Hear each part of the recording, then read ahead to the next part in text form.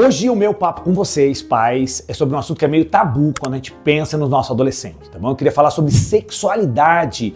E eu sei que hoje a gente não fala disso com os nossos filhos e a gente tá num ambiente onde as coisas são faladas são meio diferentes. Será que é isso mesmo ou não? E eu queria hoje lembrar você 3 princípios que a gente encontra claramente nas escrituras que deveriam ajudar você a ensinar seu filho a passar por esse mar turbulento da adolescência, sendo saudável nessa área que foi Deus que criou. Gente, o princípio número 1 que eu queria compartilhar com vocês é o princípio do propósito. Quando nós vamos lá para Gênesis, texto bem conhecido, você vai lembrar que foi Deus quem criou a sexualidade. Sexualidade é um termo mais amplo, a gente poderia falar mais sobre isso, mas quando a gente pensa em coisas que estão dentro, né, como o sexo, a gente ensina tanto nossos filhos que é pecado, que é pecado, que é pecado, e a gente esquece de perceber que na verdade o sexo foi criado por Deus. Deus fez ele para ter prazer, não só para ter filhos, e deveria ser desenvolvido dentro de um ambiente que é o casamento. Então, para algum momento da nossa vida, dentro de um ambiente controlado, onde Deus é o Senhor, o sexo, ele não só é permitido, como ele é desejado e até ordenado. Se você for para 1 Coríntios 7,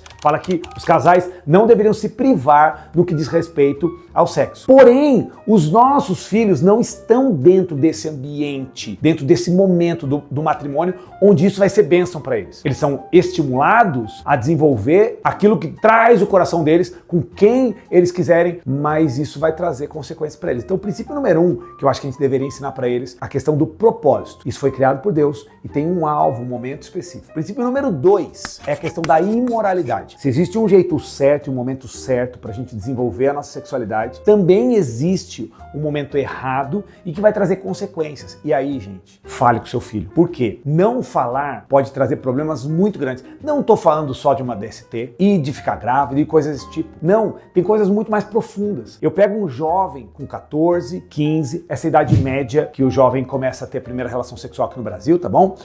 Pega um jovem com 14, 15 anos e ele começa a experimentar coisas ligadas à sexualidade muito profundas no momento de vida onde ele não está nem maduro espiritualmente, nem fisicamente, para poder lidar com tudo isso. Então isso vai marcando o coraçãozinho deles. Se eu tenho um jovenzinho, de repente um menino, eu sou garanhão, pego todas e tal, e óbvio que não é só prática sexual, mas todo um processo que leva aquilo, um namoro fora do padrão, o ficar, isso tudo vai calando no coraçãozinho deles, vai marcando no coraçãozinho deles um padrão que quando ele se casar e puder desenvolver isso de forma acertada dentro do casamento, ele já não vai conseguir mais. Por quê? Ele foi treinado a vida inteira a ter 1, 2, 3, 4, 5, 6, 7 e agora, quando ele tem que desenvolver isso dentro de um relacionamento pro bem do outro, ele já não consegue mais. Então, mostre pro seu filho que a questão da imoralidade pode trazer consequências de longo prazo. Ele está começando a destruir o casamento dele muitos anos antes de chegar perto da idade de poder se casar. O terceiro princípio que eu queria compartilhar com vocês é talvez o que seja um pouco mais polêmico, trabalhar com a ideia da identidade. Uma dificuldade que a gente tem encarado hoje e que não foi um problema para mim nem para você, ou pelo menos para a maioria de nossos pais, é que quando nós tínhamos 11, 12, 13 anos, nós não precisávamos ter que escolher o que nós somos ou descobrir o que nós éramos. Eu já sabia, eu era um homem, a maioria de vocês, mães, já sabiam,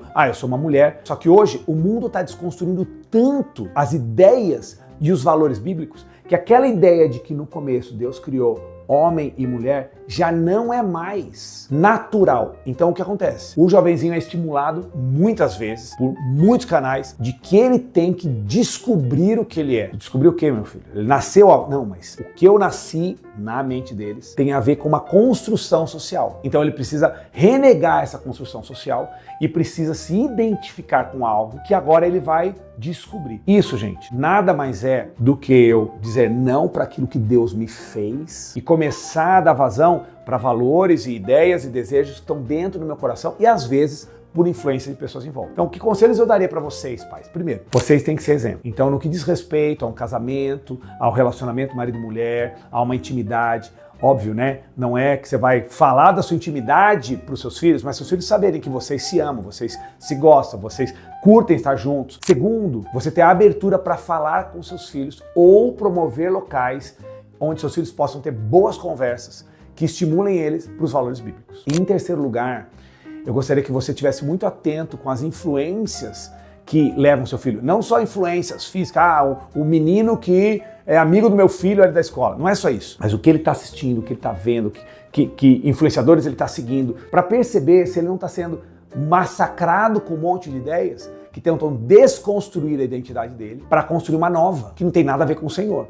E nesse processo, você ser um estímulo para o seu filho perceber que ele é um homem criado por Deus e ele pode desenvolver a masculinidade dele debaixo da graça de Deus. Sua filha é uma mulher criada por Deus e ela também pode desenvolver a feminilidade dela para a honra e para a glória de Deus. Então, lembra disso, né? O princípio do propósito, a fuga da imoralidade e a questão da identidade. Trabalhe essas coisas com seu filho para que ele possa passar por esses anos onde o turbilhão está um pouquinho maior e chegar lá na frente bem para a honra e glória do Senhor.